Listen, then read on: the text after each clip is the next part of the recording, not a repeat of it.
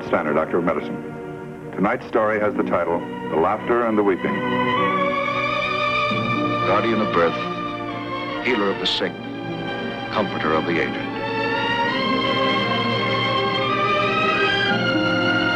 And the qualities of the worthy physician are three: the eye of an eagle, the heart of a lion, the hand of a woman.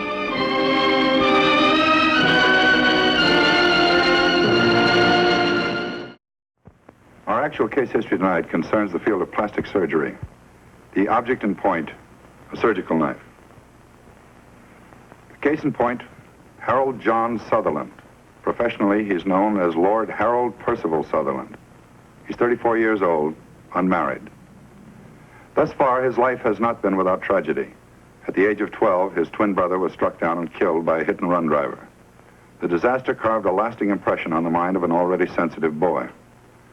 Graduated from high school at the age of 17, Harold entered college with one goal in view: to earn his master's degree in English literature, and ultimately a certificate as a qualified teacher in the same field of learning. But toward the end of his second year in college, his father sustained critical injuries in an auto accident and became permanently bedridden. So at the age of 19, Harold quit his studies in order to support his mother and his invalid father, and he sought quick, profitable employment. Because of his unusual physical development and his athletic ability, he gained a foothold in professional wrestling almost immediately. From the very beginning, he hated it. But it meant quick money, and that's what he needed for the support of his parents. In a few months, he'd be free to get a better job, a chance to continue his education. But it didn't happen. A few months lengthened into a year, and 2 years, 5 years, 10 years. A chance to return to his studies. Somehow he managed to keep that hope alive. But another few years and his last hope died. There was no chance.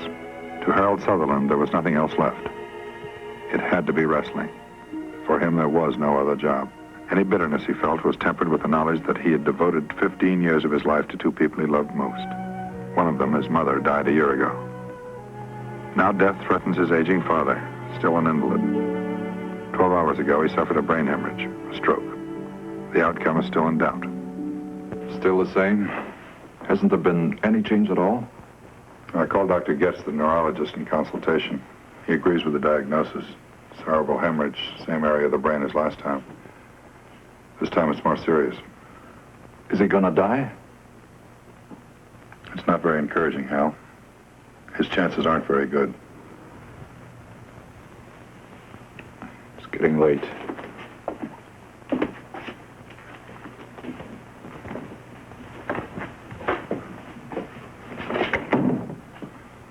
I know it's hard to accept. It's always hard. I should have been expecting it, I guess, after the last time. Hal, your father's a remarkable man, but he is getting on. And he hasn't had an easy time of it. An invalid the last 15 years. Long time. God knows he's had enough pain. Maybe it's better this way, I don't know. Hal, it's something we all have to go through sooner or later. Even before his accident, your dad always figured he'd had a pretty good life. That's more than you can say for yourself so far. I think you know what I mean. Well, you know what the situation is, Doctor. We've talked about it before. That's all we've done is talk. Hal, you're 34 years old. You've spent a lot of years doing things for other people. Isn't it about time you tried to do something for yourself for a change? I'm sorry, Doctor. It's getting late. I've got to get going. You planning to go back to school? Get that teacher's certificate? I don't know. Maybe if I get a chance. You'll do what you can, won't you? I'll be back as soon as I can, maybe around midnight. We'll do everything possible. If there's any change in his condition, we'll let you know right away. Thank you, Doctor. Hal, think about what I said about the future. About trying to do something for yourself for a change. Seriously. All right, Doctor. I don't know how it can change anything, but I'll think about it.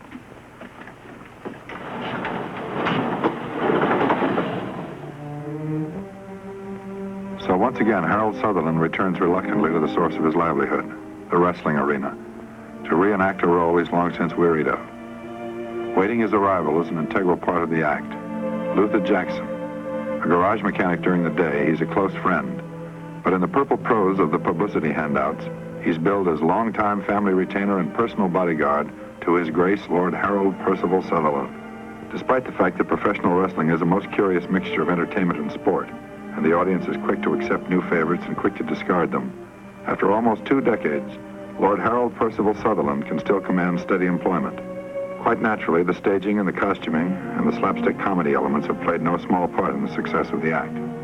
But where others see him as a comic and successful clown, Harold Southerland regards himself as a failure, an utter, misbegotten failure. Now, that act of yours with the Southerland, well, it needs more jazz or we're going to lose the crowd. Well, I don't know, Stan. What do you want me to do? Just what I told you, stupid. Now, move in on him tonight. He won't be looking for it, and you can rough him up just as much as you want to. Lay right into him. Yeah, but suppose he won't stand for it. He's still no pushover, you know? Well, you do like I said and don't worry. He won't even know what's happening. Now, get in there and give him the business. Pound him around, and the crowd will love it. Really pound him around good. Make way! Make way! Defer, if you please. Defer to his lordship. Make way for his grace. Make way for Lord Harold Percival Southerland, champion of His Britannic Majesty's Empire. Make way! Make way for Lord Southerland. Ladies and gentlemen, tonight by popular demand, promoter Stanley Gentleman Thompson presents 2 of the outstanding contenders for the World Wrestling Crown in what we call an unprecedented grudge match. In the white corner, our own regional heavyweight champion, All-American handsome Chuck Strong. He will put his crown on the line tonight against that very colorful invader from overseas, champion of the Empire, Lord Harold Percival Southerland.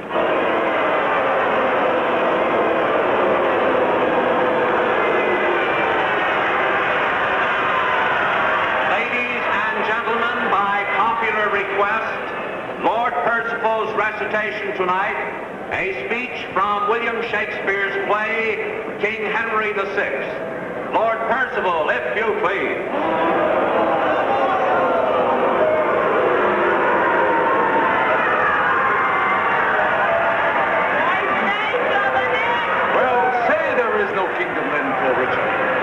What other pleasure can the world afford? I'll make my heaven in a lady's lap, and deck my body with gay ornaments, and wit sweet ladies with my words and looks. Oh, miserable thought! And more unlikely than to accomplish 20 golden crowns. Why, love forswore me in my mother's womb, and for I should not deal in her soft laws, she did corrupt frail nature with some bribe. To shrink mine arm up like a withered shrub, to put an envious mountain on my back, where sits deformity to mock my body, to shape my legs of an unequal size, then to disproportion me in every part, like to a chaos, or an unlicked beowulf that carries no impression like the dam. And am I then a man to be beloved? Oh, monstrous fault, to harbor such a thought. Are you sick of your... All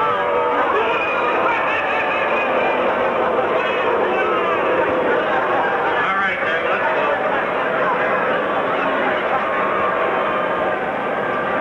All right, men, we all know the rules here, and I'm going to enforce them. Any questions, I'll take them now. Let's go.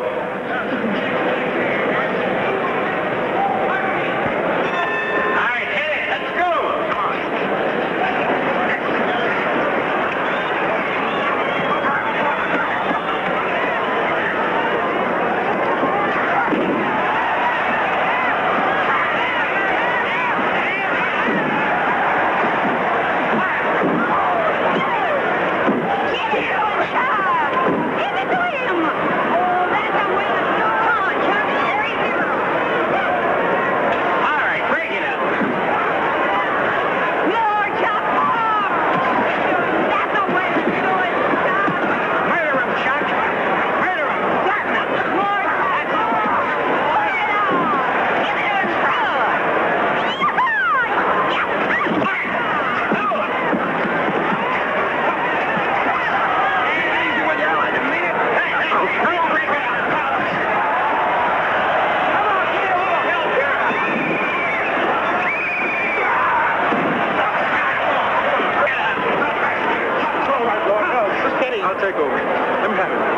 right, Lord Hell. Just relax now. Everything's going to be all right. It's really all right.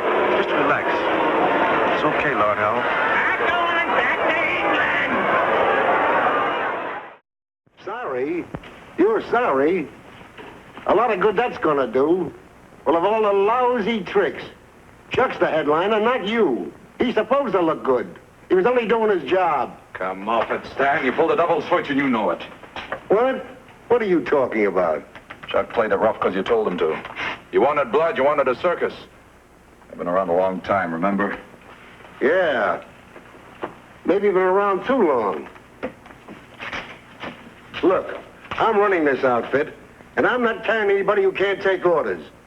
Now, you'll do as you're told or you're through. Remember, pal, you can be replaced just like that. All right, Stan. If that's the way you feel about it, maybe you better replace me. All right. That's the way you feel about it? There's your cut for tonight, and we're quits. Lord Hell! Lord Hell! The hospital just phoned you. They said it's important. They said you'd better come right away.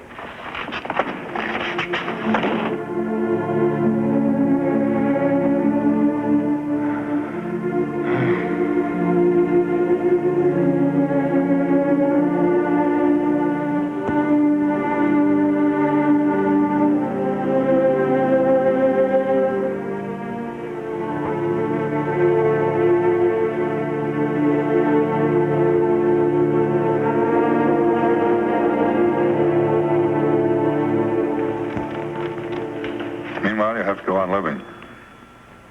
How about yourself? Got any plans? No, I guess not. I don't know. Everything seems kind of empty. Nothing to work for anymore. Yeah, you said you quit your wrestling job tonight. How about going back to school and getting that teacher's credential? That's what you always wanted, isn't it? I haven't thought about it much lately. It's been too long. It wouldn't work. Oh, why not? Money, for one thing. There's been a lot of expenses. Haven't been able to save much. Not enough to drop everything and go back to school. That's not a very good excuse, is it? Ever since I've known you, you've been a pretty resourceful fellow. I think you could work it out to go back to school and get that teacher's credential if you really want it. It is, isn't it? All right, it is. But take a look at this again. How about it? Can't you just picture me in a class with a bunch of 20-year-olds? Lord Southerland goes to college. Be a great picture, wouldn't it? Hal, age is no argument. There are plenty of people older than you in college right now. With a face like this? I've told you about that a half a dozen times. In my opinion, plastic surgery would make all the difference in the world. Look, Doctor, I know what you're trying to do, and I appreciate it. But let's face it, I'm in no position to go to a plastic surgeon. And if I could, how much good would it do me? Well, you've never been examined by a plastic surgeon. How would you know? I've heard of some cases. Plastic surgeons aren't miracle men. Besides, they wouldn't be interested in a case like mine. I'm no rich old lady who wants to have her face lifted or a movie star who has to look good. You've got a pretty strange impression of plastic surgeons. Sure, there's some doctors who confine their practice to cases like that, and in their own way, they're important. But plastic surgery goes far beyond that. They're curing everything from leg ulcers by a skin graft to repairing major features that have been destroyed by accident or disease. That's fine, Doctor. Maybe it could help a little. But who cares? I'm a wrestler. It doesn't make any difference. It makes all the difference in the world, and you know it. It could change your whole life for the better. It's no use, Doctor. It's a waste of time. Thanks, anyway. Hal, your mother and father were never very happy because you couldn't finish your education. All right? They knew you weren't happy. They knew you wanted to be a teacher more than anything else in the world. I suppose so. Well, if you won't do it for yourself, how about doing it for them? What do you say? You win, Doctor. Name the time and place, and I'll be there.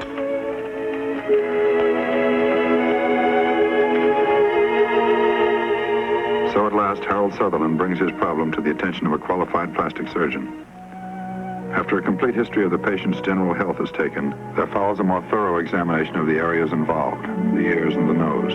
The chances for improvement and the degrees of improvement are carefully evaluated. What's your opinion, Doctor? Is there anything you can do? Yes, I believe there is. Essentially, we have three problems here: protruding ears, the cauliflower condition of the ears, and a deformed nose. I see. Now let's take the most difficult one first, the cauliflower ears. We try to improve this condition or correct it as much as possible by thinning and smoothing out the lumps of scar tissue which have developed. Now, I can't promise that we'll be able to thin out and smooth out all the lumps completely, but we certainly can improve them. In any event, they'll be much less noticeable when the ears are laid back close to the head. Well, how would you go about it, Doctor? I mean, pinning the ears back. It's a fairly simple procedure. An incision is made in back of the ear, directly in line with where the normal fold would be. With you, the fold didn't develop naturally, so we'd make one for you. Do what nature failed to do. It's a rather common operation nowadays. It's usually taken care of in childhood, but it can be done at any time. Well, that sounds pretty good. What about this? I think we can take care of that all right, but I would like to know what you have in mind, what you expect. Well, something like it used to be, I guess. Doesn't have to be perfect, just so it isn't something you stop and stare at. We can certainly do that much, all right. Well, how would you go about that? Would you have to graft bone, things like that? No, in your case, nothing is missing. The bone and tissue is merely mashed down. You can regard it very much on the principle of a triangle. The apex is flattened and the base spreads like this. Now, by bringing the base together, the apex or ridge of the nose is restored to its normal position. I see. By the way, Doctor, there is something else. I guess I should have mentioned it before. What I mean is, well, how much will it cost? Very simply put, Mr. Sutherland, fees for operations of this type are generally in line with other surgical procedures which require similar operating time. I mean, appendectomies or gallbladder operations, for example. That includes... I think I know what you're talking about now, Doctor. It's a lot different from what I thought. I always heard plastic surgery was so expensive, usually runs into $1,000 or more. A lot of people have that impression, unfortunately. It's certainly far from the truth. Now, of course, Mr. Sutherland, surgery is out of the question for you until your ears have healed completely, until there's no danger of infection. I understand. After that, if and when you decide on surgery, why don't you call me right here at the office? Thank you, Doctor. I'll call you. So you want to come back to work for me, huh? All right, you can come back. Thanks a lot, Stan. It's nice of you. Under one condition. Did you sign a firm 18-month contract with me? And that means for the next 18 months you're in the ring, you'll do exactly what I say. If I say stand on your head, you stand on your head. If I say fall down, you fall down, understand? You'll get the same money, same billing, and no complaints. All right, Stan. No complaints. Okay, it's a deal. Say, glad to see you getting some sense, Percy. What happened? How come you came back? Because I'm leaving you, Stan. 18 months and I'm leaving you once and for all. So after the long years of trial, the long years of waiting, Lord Harold Percival Southerland delivers himself back to a livelihood which he hates, but at the same time represents a means to an end. The trial is long, 18 months. They pass slowly. And the injuries are not confined to the body alone. The spirit also suffers, a sensitive spirit, one exposed to constant derision, gross comedy, scorn, ridicule. At the same time, the physical injury cannot be minimized. It is only conjecture, but it might be significant that the lives of many of the world's most famous clowns and comedians have been painted with tragedy and great sorrow. And the weeks pass slowly, and slowly the months. Scars healed or reopened, then heal again. The crowds are pleased, the promoters are happy.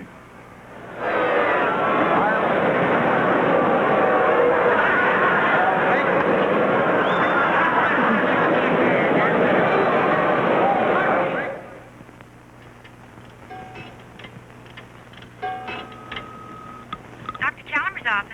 Hello, this is Harold Southerland speaking. I'd like to make an appointment with Dr. Chalmers, please. This week? Yes, as soon as possible. Friday at 10, Mr. Sutherland.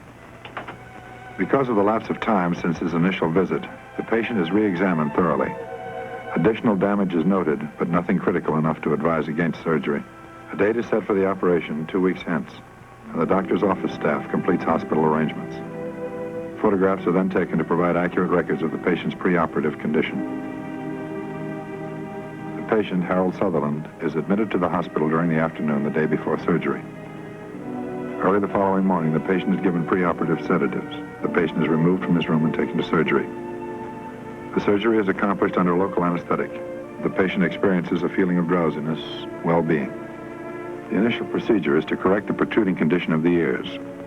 To correct the cauliflower condition, skin flaps are dissected away from the deeper masses of scar tissue, and this material is then paired to the normal shape and thickness of the original ear cartilage. Next, the rhinoplasty, the surgical procedure on the nose. The nasal bones are cut through with a fine chisel-like instrument, an osteotome, in approximately the same area where the original fractures occurred. This allows the surgeon to relocate the bony structure to its original position and to remove any excess bone. He also frees the cartilage, which provides the shape and support to the tip of the nose from the scar tissue which has been holding it in a distorted position. The natural resilience of the cartilage returns the nose more or less to a normal shape. Finer molding and anchorage of this cartilage is accomplished with the use of sutures.